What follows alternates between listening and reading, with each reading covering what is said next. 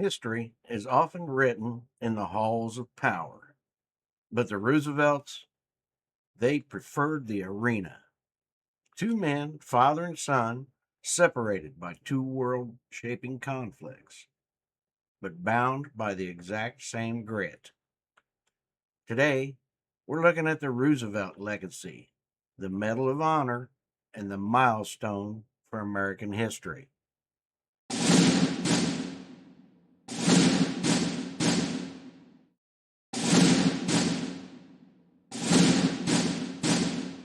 Theodore Roosevelt from Oyster Bay, New York, in 1898. He didn't just lead the Rough Riders up San Juan Hill, he defined the image of the American leader for the 20th century. He was at the absolute front of the line, pistol in hand, indifferent to the withering fire around him. It took over a century for the Army to formally catch up with his record. But in 2001, he was finally awarded the Medal of Honor. He proved that leadership isn't a desk job, it's a choice to be where the danger is thickest. At the Battle of San Juan Hill, then Lieutenant Colonel Roosevelt led his Rough Riders in a desperate uphill charge against heavily fortified Spanish positions. Ignoring the withering machine gun and rifle fire, Roosevelt rode his horse, Texas, to the very front of the line, brandishing his sidearm and shouting for his men to follow. His sheer audacity and refusal to take cover shattered the Spanish resolve, forcing a chaotic retreat and turning the tide of the entire campaign in Cuba. Then there's his son, Ted Jr., also from Oyster Bay, New York.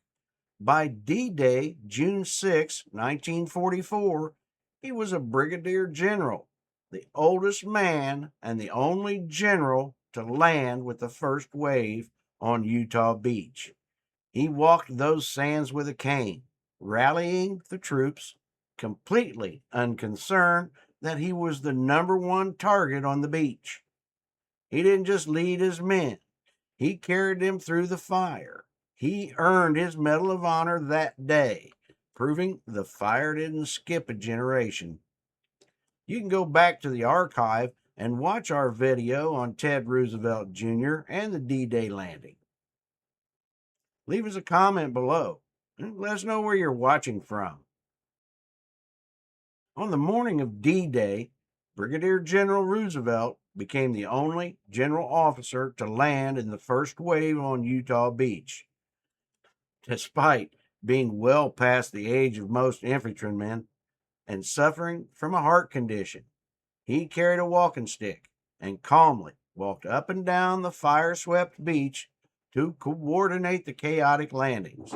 When he realized his troops had drifted over a mile off course, he famously declared, "We'll start the war from right here,"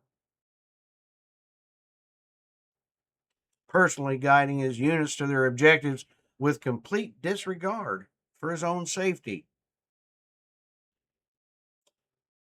The Roosevelts understood that gallantry isn't a one-time act.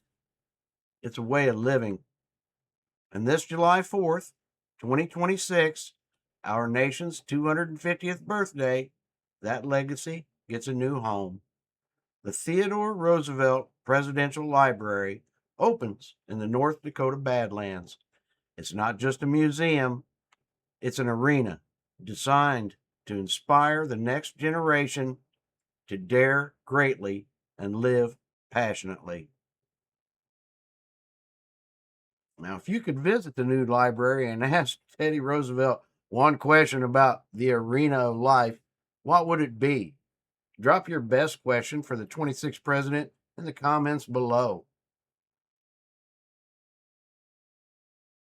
The Roosevelts left us a blueprint for what it means to be a leader. My name's Kenny. This is Gallantry in Action. Come see us again and stay legendary.